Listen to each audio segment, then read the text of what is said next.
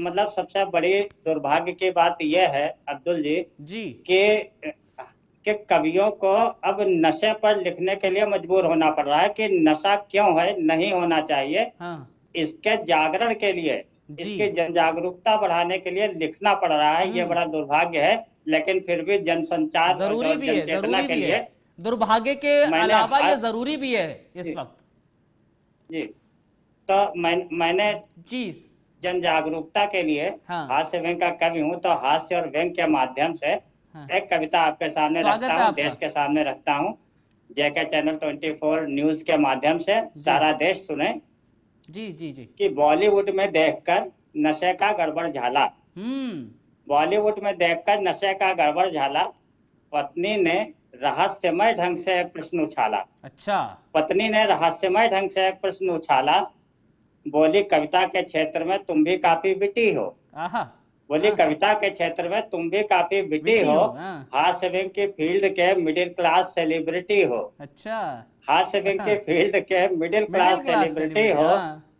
जी, कविताएं भी अच्छी बनाते हो, हाँ हाँ हाँ। कविताएं भी अच्छी बनाते हो, मंचों पर झूम कर गाते हो, लेकिन घर आते ही, लेकिन घर आते ही हम्म। तुम्हारा दिमाग फिर जाता है। हम्म। लेकिन घर आते ही तुम्हारा दिमाग फिर जाता है, और यह फेसकट देश की जीडीपी की तरह गिर गिर जाता है। जाता है। आहा हा। अच्छा। और यह फेसकट देश की जीडीपी की तरह गिर गिर जाता जाता है। है। हाँ। तब मुझे लगता है, तब मुझे लगता है कि तुम भी ड्रग्स के मारे हो। हाँ। पत्नी कह रही है, हम्म।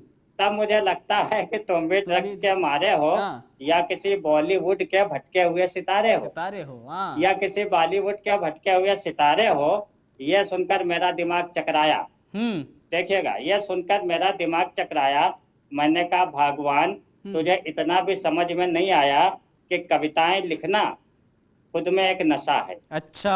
हाँ। कविताएं लिखना खुद में एक बड़ा नशा है, और इस नशे में जो भी एक बार फंसा है, हम्म। वो फंसकर फिर नहीं उबर पाता है।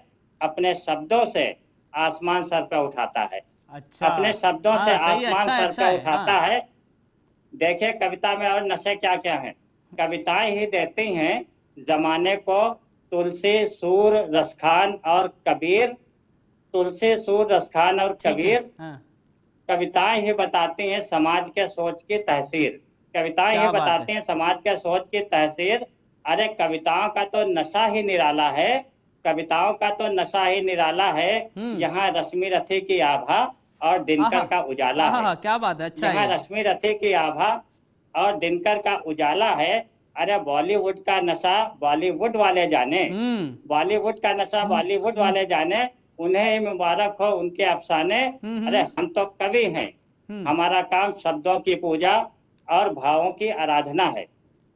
हमारा काम क्या। शब्दों की पूजा और भावों की भाव की आराधना आराधना है। है। हाँ। ये नशे से बंद आंखों की नहीं, ये नशे से बंद आंखों की नहीं, ये खुली आंखों की कठिन साधना है। कठिन साहित्य, साधना।